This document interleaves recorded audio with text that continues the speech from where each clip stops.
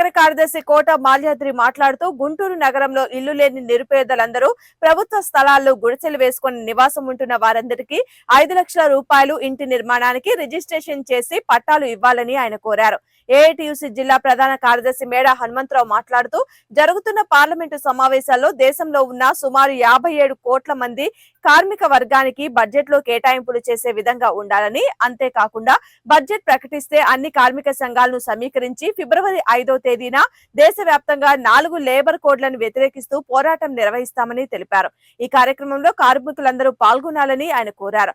సమావేశంలో సిపిఐ జిల్లా కార్యవర్గ సభ్యులు అకిటి అరుణ్ కుమార్, కాబోతు ఈశ్వరరావు, బందెల నాసర్జీ, జిల్లా సమితి సభ్యులు జంగాల చైతన్య తదితరులు పాల్గొన్నారు.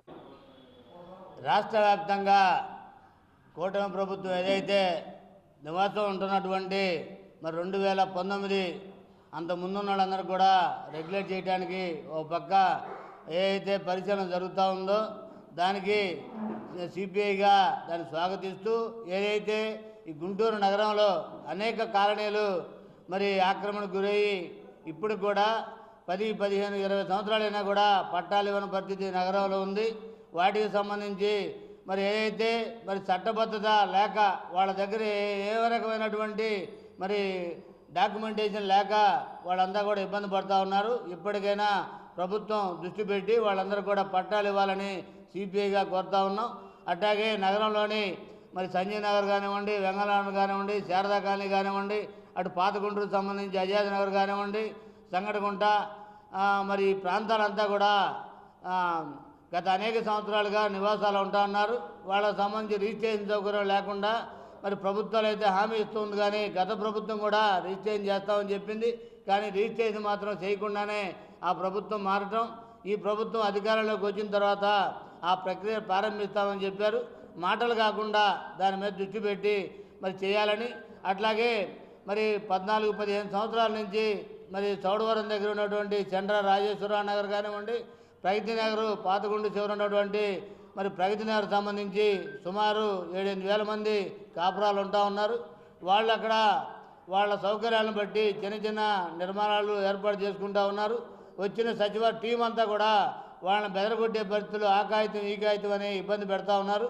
దాని మీద ఎవరైతే మీరైతే మరి ఇన్ని సంవత్సరాలుగా ఉన్న వాళ్ళకి ఇస్తామన్నారో దాన్ని దృష్టిలో పెట్టుకొని మరి ఏదైనా చిన్న చిత్తగా లేకపోయినా కూడా వాళ్ళు ఉన్నది అక్కడ ఉన్న పరిస్థితి ఎంక్వైరీ చేసి వాళ్ళందరూ కూడా పట్టాలు ఇవ్వాలని సిపిఐగా కోరుతా ఉన్నాం. దాని మీద దృష్టి పెట్టాలి తప్ప మరి ఇచ్చే పరిస్థితి ఉండాలని త్వరితగతిన ఆ ప్రక్రియను ప్రారంభించాలని సిపిఐగా డిమాండ్ చేస్తూ ఉన్నాం. ఈ రోజు నుంచి పార్లమెంటు సమావేశాలు జరుగుతున్నాయి. అన్ని జాతీయ ట్రేడ్ యూనియన్లు కలిపి ఈ పార్లమెంటు బడ్జెట్ సమావేశాల్లో కార్మిక వర్గానికి తగిన నిధులు కేటాయించాలని చెప్పేసి అనేక సార్లు విన్నపాలు చేశారు.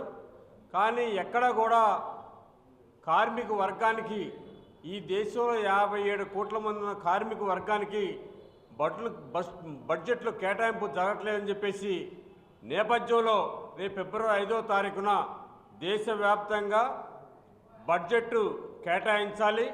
అదేవిధంగా 29 లేబర్ కోడ్లు రద్దు చేసి 29 చట్టాలు రద్దు చేసి 4 లేబర్ కోడ్ ప్రవేశపెడుతున్నారు. వాటి ఏప్రిల్ 1వ తారీఖు ఇంప్లిమెంట్ చేస్తున్న సూచనలు కనిపించిన నేపథ్యంలో భారీ ఎత్తున దేశవ్యాప్తంగా పోరాటాలు నిర్వహించాలని నిర్ణయం చేశారు. ఆ మేర ఫిబ్రవరి 5వ తారీఖున దేశవ్యాప్తంగా పోరాటాలు జరుగుతున్నాయి. రైతులు నల్ల చట్టాలు ఏదైతే గతంలో ఒప్పందం ఇచ్చారో వాటిని మళ్ళీ దొడ్డదారిన వేరే పేరుతోటి ప్రవేశపెట్టడం కోసం ప్రయత్నం చేస్తూ ఉన్నారు. అదేవిధంగా మన ఢిల్లీలో సుమారు 54 రోజుల పాటు పంజాబ్ చెందిన రైతు దళేవాలా 54 రోజులు నిరాదీక్ష చేస్తే కనీసం ప్రభుత్వం మద్దతు ధర ఇస్తానని చెప్పి ఇప్పటివరకు కూడా చట్టబద్ధత చేయకుండా రైతులు కూడా మోసం చేస్తూ ఉంది. కార్మికులు, కర్షకులు, రైతులు అందరినీ ఈ ప్రభుత్వం మోసం చేస్తుంది. కాబట్టి ఫిబ్రవరి 5వ తారీఖున భారీ ఎత్తున సన్నాహాలు జరుగుతున్నాయి. అదేవిధంగా గుంటూరులో కూడా లాడ్జ్ సెంటర్లో 5వ తారీఖు సాయంత్రం 5వ తారీఖు ఉదయం 10 గంటల నుంచి ర్యాలీ నుంచి అక్కడి నుంచి బహిరంగ సభ జరుగుతుంది. అందరూ ఈ రాష్ట్రంలో ఈ జిల్లాలో ఉన్న ప్రజలందరూ కూడా జయప్రదం చేస్తూ కోరుతాను.